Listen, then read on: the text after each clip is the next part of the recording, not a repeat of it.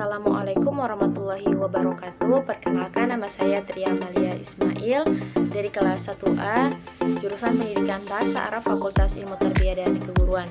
Baiklah, pada kesempatan kali ini saya membuat video pembelajaran yaitu terkait materi yang terakhir yang membahas tentang aksiologi.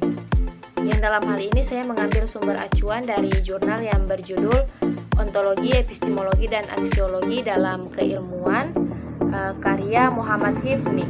Baiklah, langsung saja kita masuk pada pembahasan. Baik, pembahasan yang pertama yaitu muncul sebuah pertanyaan, apakah kegunaan ilmu itu bagi kita?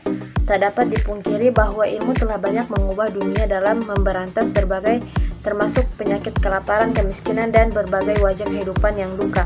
Namun apakah hal itu selalu demikian? Ilmu selalu merupakan berkat dan penyelamat bagi manusia. Seperti mempelajari atom, kita bisa memanfaatkan wujud tersebut sebagai sumber energi bagi keselamatan manusia.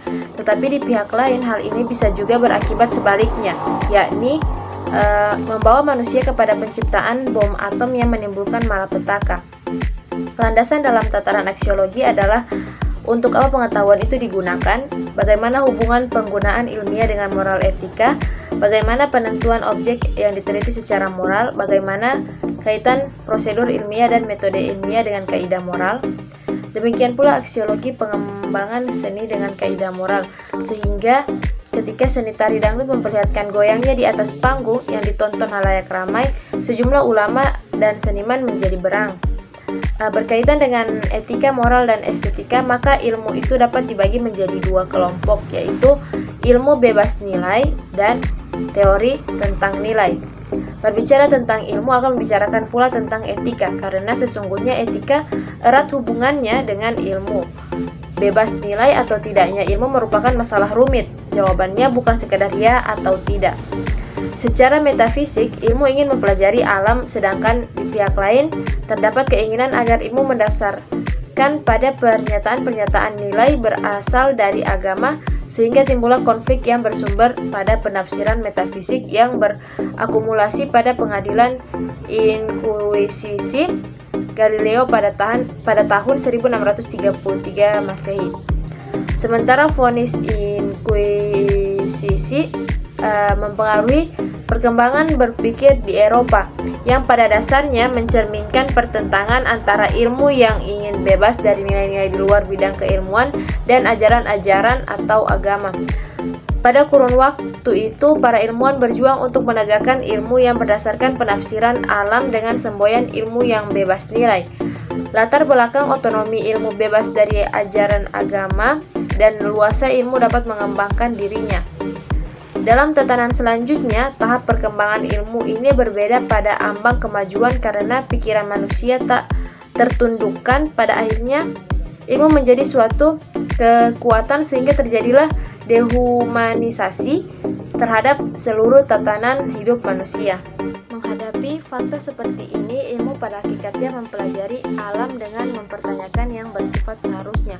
Untuk apa sebenarnya ilmu itu dipergunakan, di mana batas wewenang penjelajahan keilmuan, dan ke arah mana perkembangan keilmuan ini diarahkan. Pertanyaan ini jelas bukan urgensi bagi ilmuwan seperti Copernicus, Galileo, dan ilmuwan seangkatannya. Namun ilmuwan yang hidup dalam abad ke-20 yang telah 2 kali mengalami perang dunia dan bayangan perang dunia ketiga. Pertanyaan ini tidak dapat dielakkan, dan untuk menjawab pertanyaan ini maka ilmu berpaling kepada hakikat moral. Munculnya masalah moral dalam menghadapi ekses ilmu dan teknologi yang bersifat destruktif pada para ilmuwan terbagi dalam dua pendapat. Golongan pertama menginginkan ilmu netral dan nilai-nilai baik secara ontologis, epistemologis, maupun aksiologis. Golongan kedua berpendapat bahwa netralitas ilmu hanya terbatas pada metafisik keilmuan, namun dalam penggunaannya harus berlandaskan pada moral. Einstein pada akhir hayatnya tak dapat menemukan agama mana yang sanggup menyembuhkan ilmu dari kelumpuhannya, dan begitu pula moral universal manakah yang dapat mengendalikan ilmu. Namun beliau ketika sampai pada puncak pemikirannya dan penelaannya terhadap alam semesta, ia berkesimpulan bahwa keutuhan ilmu merupakan integrasi rasionalisme, empirisme, dan mistis intuitif. Dari berbagai pernyataan tersebut dapat dipahami bahwa ilmu yang dibangun atas dasar ontologi, epistemologi, dan aksiologi haruslah berlandaskan etika sehingga ilmu itu tidak bebas nilai. Jadi kita lanjut yaitu teori tentang nilai. Membicarakan tentang nilai, ada poin yang menjadi pijakan diantaranya tentang nilai sesuatu, nilai perbuatan, nilai situasi, dan nilai kondisi. Segala sesuatu kita beri nilai. Pemandangan yang indah, akhlak anak terhadap orang tuanya dengan sopan santun, serta suasana lingkungan dengan menyenangkan. Kita tahu ada perbedaan antara pertimbangan nilai dengan pertimbangan fakta. Fakta berbentuk kenyataan, ia dapat ditangkap dengan panca indera, sedang nilai hanya dapat dihayati, walaupun para filosof berbeda pandangan tentang definisi nilai. Namun pada umumnya menganggap bahwa nilai adalah pertimbangan tentang penghargaan. Pertimbangan fakta dan pertimbangan nilai tidak dapat dipisahkan antara keduanya karena saling memengaruhi. Sifat-sifat benda yang dapat diamati juga termasuk dalam penilaian. Jika fakta berubah, maka penilaian kita berubah. Ini berarti pertimbangan nilai dipengaruhi oleh fakta. Fakta itu sebenarnya netral, tetapi manusialah yang memberikan nilai kedalamannya sehingga ia mengandung nilai. Karena nilai itu, maka benda itu mempunyai nilai. Namun bagaimanakah kriteria benda atau fakta itu mempunyai nilai? Teori tentang nilai dapat dibagi menjadi dua, yaitu nilai etika dan nilai estetika. Etika termasuk cabang filsafat yang membicarakan perbuatan manusia dan memandangnya dari sudut baik dan buruk. Adapun cakupan dari nilai etika adalah adakah ukuran perbuatan yang baik yang berlaku secara universal bagi seluruh manusia. Nilai etika diperuntukkan pada manusia saja. Selain manusia, yaitu binatang, benda, alam, tidak mengandung nilai etika. Karena itu tidak mungkin dihukum baik atau buruk, salah atau benar. Contohnya dikatakan ia mencuri. Mencuri itu nilai etikanya jahat dan orang yang melakukan itu dihukumi bersalah. Tetapi kalau kucing mengambil ikan dalam lemari tanpa izin dan itu tidak dihukumi bersalah. Yang bersalah adalah kita yang tidak hati-hati dan tidak mengunci pintu. Yang kedua yaitu nilai estetika. Adapun estetika merupakan nilai-nilai yang berhubungan dengan kreasi seni dan pengalaman-pengalaman yang berhubungan dengan seni atau kesenian. Kadang estetika diartikan sebagai filsafat seni dan kadang-kadang prinsip yang berhubungan dengan estetika dinyatakan dengan keindahan. Syarat nilai estetika terbatas pada lingkungannya, di samping juga terikat dengan ukuran-ukuran etika. Etika menuntut supaya yang bagus itu baik. Lukisan porno dapat mengandung nilai estetika, tetapi akal sehat menolaknya karena tidak etika. Sehingga kadang orang mementingkan nilai panca indera dan mengabaikan nilai rohani.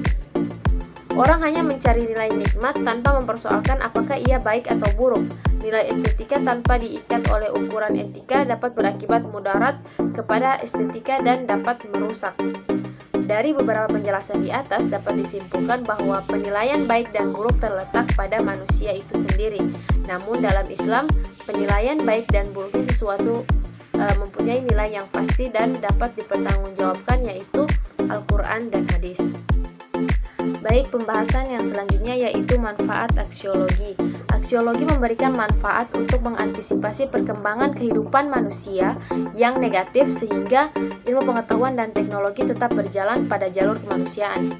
Oleh karena itu, daya kerja aksiologi ialah yang pertama menjaga dan memberi arah agar proses keilmuan dapat menemukan kebenaran yang hakiki. Maka perilaku keilmuan perlu dilakukan dengan penuh kejujuran dan tidak berorientasi pada kepentingan langsung.